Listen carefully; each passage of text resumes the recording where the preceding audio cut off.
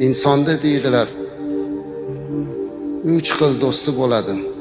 Bir do'sti uni joni chiqquncha, ikkinchi do'sti qabrga borguncha, uchinchi do'sti qiyomatgacha. Joni chiqquncha bo'ladigan do'sti qaysi do'st deganlarida, joni chiqquncha bo'ladigan do'st uning moli dunyosi. Chunki olamdan o'tganimizdan keyin moli dunyo bizniki emas. Bu endi merosxo'rlarki.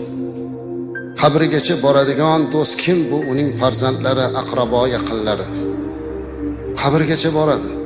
Lekin uni yog'iga hech kimda had yo'q. Ming yaxshi ko'rsa ham, jonim fido otam, onam desa ham, oxirgi manzili mana shu qabr. Amallar sondig'i. Ammo uchinchi do'st bor. Bu do'st qiyomatgacha birga turadigan do'st. Bu uning qilgan solih amallaridir.